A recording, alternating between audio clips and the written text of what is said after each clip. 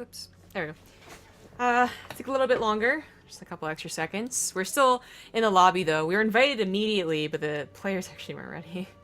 That was deceiving, Olivia. It's going to be KeeN and Armani, so another TVZ. And looks like they are finally here. Man. Our StarCraft has been very shitposty lately.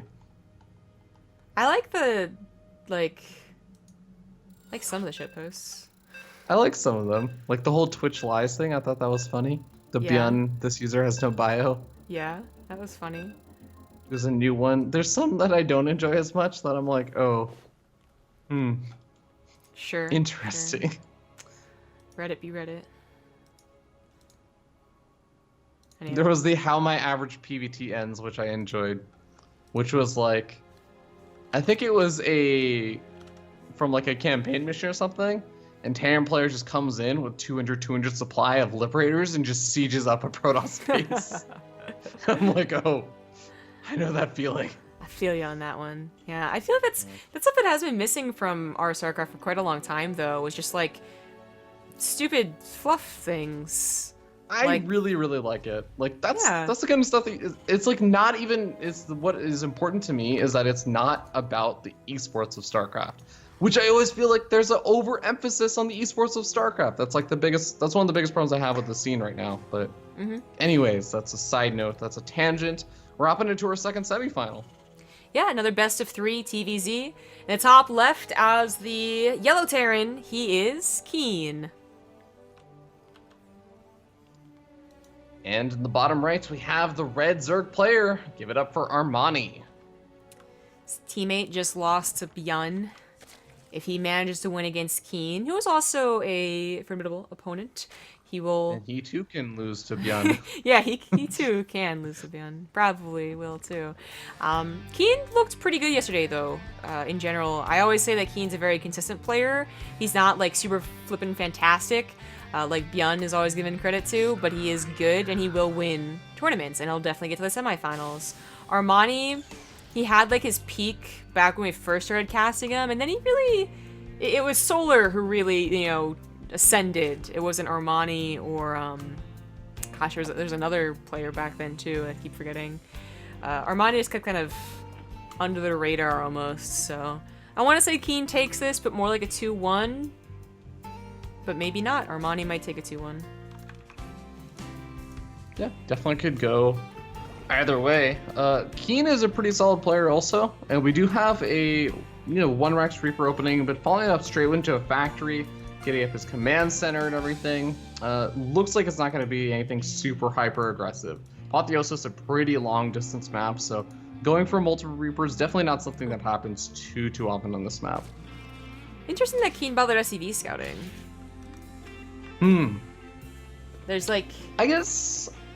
if you were up against like an early pool or like a big speedling flood or something, would you want to keep your Reaper at home? Just because it is a long map, and if your Reaper gets chased down by speed zerglings really early on, I could see it getting surrounded before you could actually get back home. Fast speed doesn't have to really, I don't think you have to really worry about for your first Reaper. Yeah. But the early lings running around the map and getting on top of your command center, as we saw yesterday in quite a few of the games from Guru, I think, that is annoying, and it's kind of like a double-edged sword. Your lings get there so much later, they're not even sure it's worth running around the Reaper. But then if they can get on top of the SCV, the Reaper would take forever to get back home. So I'm not sure how that would play out. I wonder if it's even just to be annoying to greedy Zerg players. Like, you can even maybe do something like build a bunker if you see there's absolutely no Zerglings out. If they just try and do like a pure Queen defense. Maybe. Yeah, trying to catch them while they're being too greedy on a big map. Well, he's going for something very old school here. Hellion Banshee. It's going to take a while to get across the map, but when it does, they can actually be comboed together and take down the frontline queens, which might be worth it. They also could just suicide in and kill as many drones as possible.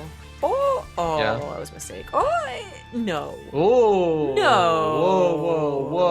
No. High capacity fuel tanks? No. No. Did he already have? So wasn't he researching Cloak and then he canceled it? Is he trying to fake out the Overlord now? Well, I just fake it with Cloak. It's the same cost, isn't it? He's not even getting medevacs right now. That we saw, I think it was like Top or someone, like someone like really, like an old name coming back in the scene tried to use this upgrade really early on, and it didn't help.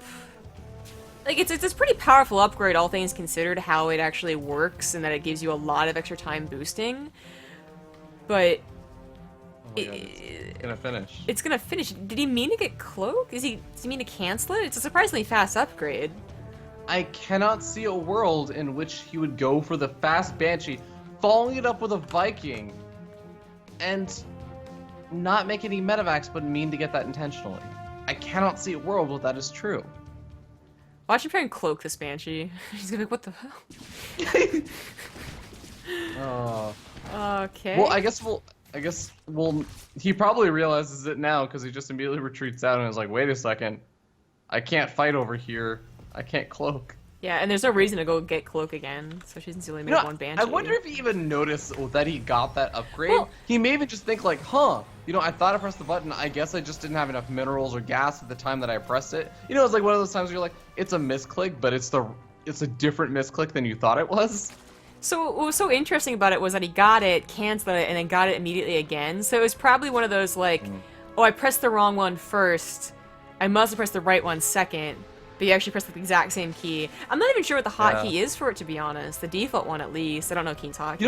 You know what's really funny? Because I forgot that entire upgrade existed in the game. But that upgrade is really nice on a really long map like this, where when you go for the drop, your Marines all get cleaned up. The Mutilas are going to be chasing down your medevac, and having the longer boost really does help you get back home. Oh, it does. Like, I think it is overall, like, it's on, for me, the same length of, the same powerfulness as building armor or high-sec auto-tracking. But you never get them first unless you're, like, trolley mech builds. Even though they are useful tools to have, people can argue all day about getting fast high-sec auto-tracking against fast muta builds, but to be honest, it just doesn't flow, as good as other builds, so... That's kind of where the medevac thing is for me, but he has it. I hope he uses it. Like, I hope we actually get to see it in action, and he realizes, like, oh hell, like, the medevacs are super fast. But like, wait, they just keep going. Yeah, exactly. It's like the Energizer Bunny. Yeah, the mutas are out, and it'll probably be a while before he tries to drop or use the speed boost. To be honest, because he's not out in the map, running away from queens like Yun was last game.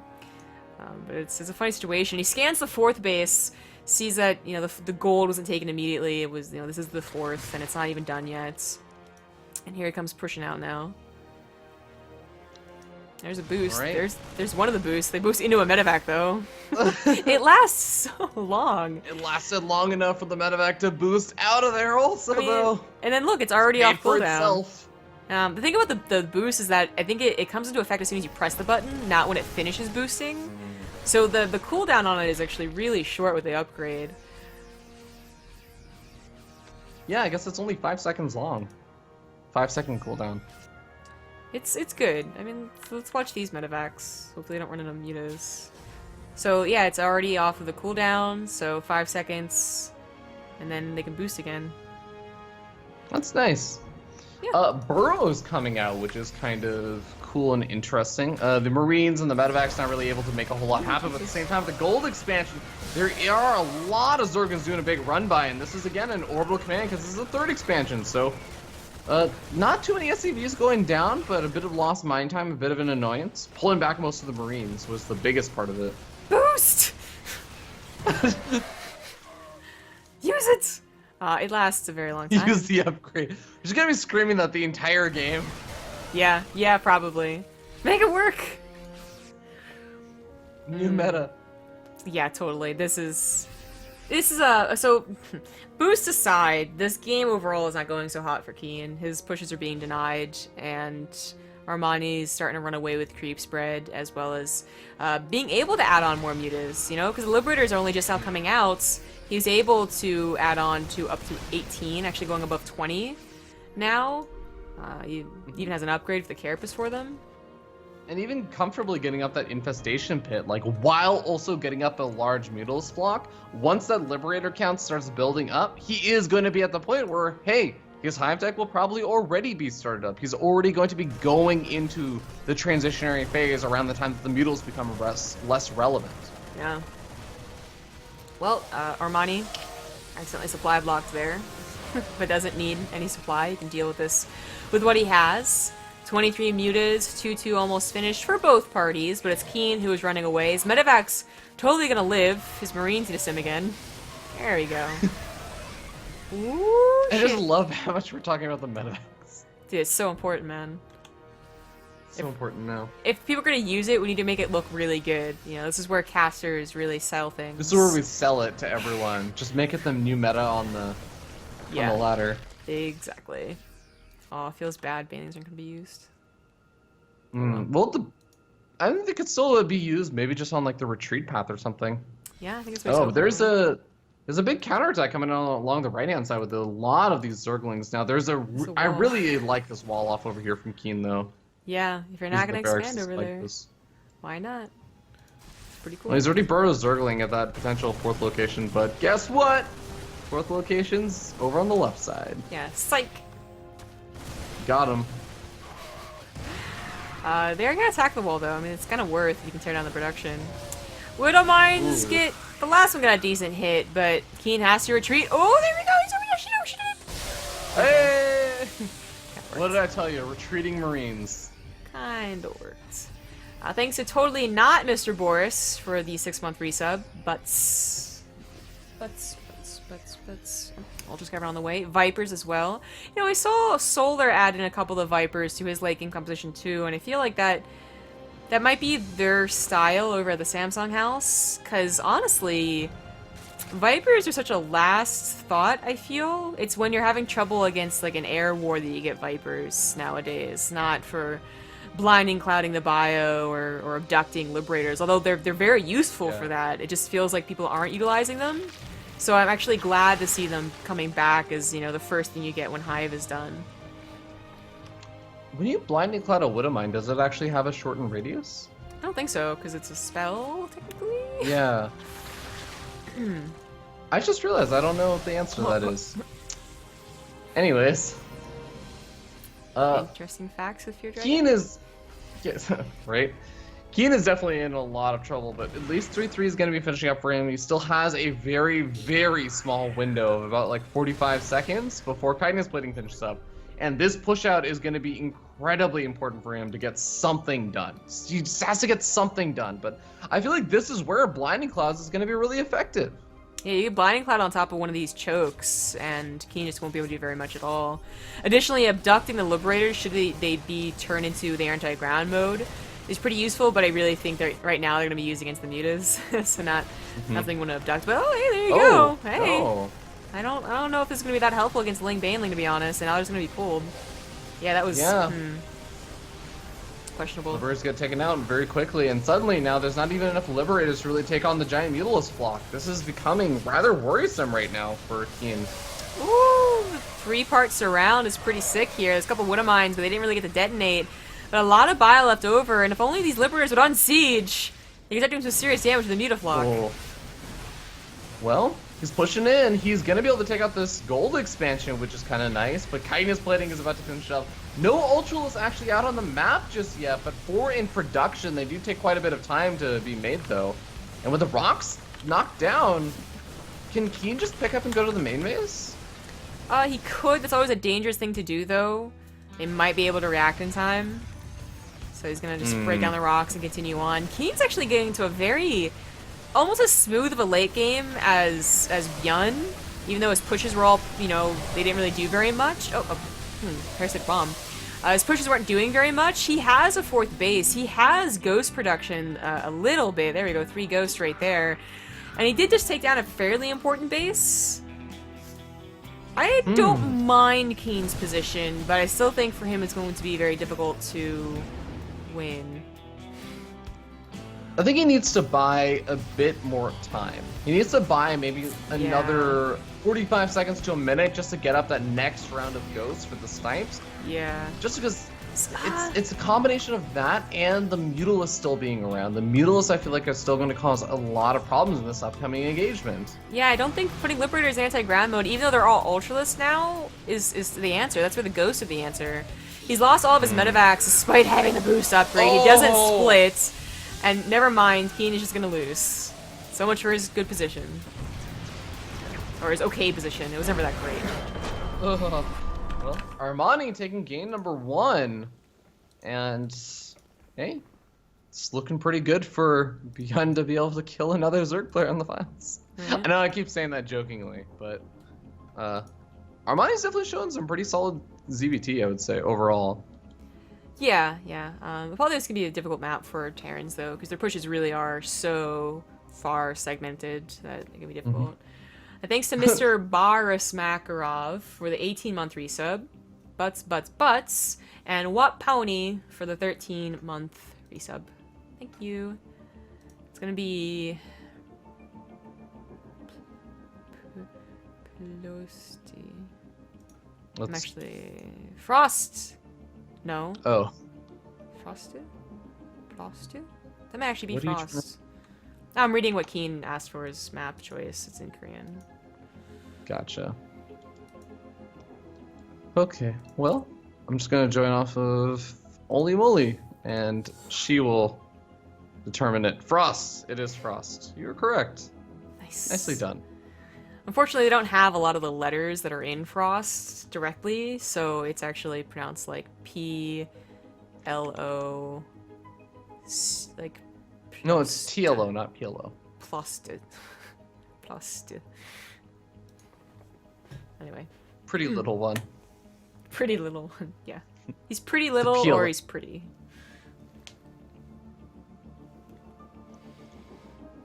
Okay, well... I'm trying to think about how that last game went and everything, and Armani definitely went for like the more traditional, obviously mutiling, Blinkstone, everything, not going for anything super weird like Solar did with the queens and such, but I do feel like KeeN really did put up quite a good fight toward the end, even if he sort of fell behind a bit by not being able to get a lot of damage done with the early aggression, but I think that KeeN still got a really good shot in this game. Yeah, I did not... Even though all of his pushes were denied, it wasn't like he was rolled over within 10 minutes. He did hold on for a long time, and he could have held on for a lot longer had he just defended instead of trying to reach for that 5th base. Had he split his army, he may have also splitting. Stay alive. Yeah, splitting is good so that the ghost could actually snipe, you know, all those things. But I gotta say that the most annoying thing about that game was not the medevac boost upgrade or, you know, that his pushes didn't do anything. It was the fact that his liberators I don't think were used correctly. Yes. Like, that was really questionable. Liberators sieging up. It just got punished by all the Mutalisks. And even the Vipers themselves, like, the Vipers are also getting taken out by the Liberators. Yeah, and here's the thing. Like, even without the Vipers, you could say, like, okay, well, then the Liberators don't die. They're protected by the Marines. Liberators don't help that much versus Ling-Baneling attacks. You know, versus ground. Because there's so many Lings, and there's so many Banelings. Not the same as, you know, killing some very key important units like Ultras, or even Roaches are more expensive and better. So... Yeah. Even more so than that, I feel like it's not even just the problem that there are so many of them. It's the problem that they just run through the Liberator zone and like you get 1 to 2 shots off, and it's like, okay, well, I guess they're not here anymore. Yeah, exactly. Well, let's see what KeeN does in this game. In the top right on Frost, it is the yellow Zerg, Armani. And in the bottom right-hand corner of the map, we have the red Terran player. Give it up for KeeN. Dramatic music for the opener. Oh my god, there's a Reaper on the way. I really hope the sound effects aren't even that like loud. So. I have the calm Terran music, or sorry, Protoss music, like the old school, not Brood War, but it's like the StarCraft 2 Wings of Liberty Protoss music. So kind of boring. No, it's the one that has the people singing in the background, like whoa, wee, or whatever. But you know, it's not a good impersonation. that was I'm gonna worth. move on and pretend like that didn't happen. that was worth. Thank you for that. But sure. The thing is about like this, the song that I had on, it was like originally it's like dun dun dun, like super like, you know, action packed, and then it comes very like mystical, almost like night elfy. So it's very stark contrast. It's like a lot about music today. I don't know why. It's a new soundtrack, I guess. Yeah, because you kept bringing up the Nova Covert Ops soundtrack. Yeah, that was out of game. Now I'm just talking about in game. It's gonna bleed into just like that's all I'm gonna talk about soon. That Reaper. Well, this Reaper is Very doing a nice confused job dancing along to the soundtrack that you guys are listening to. Oh yeah.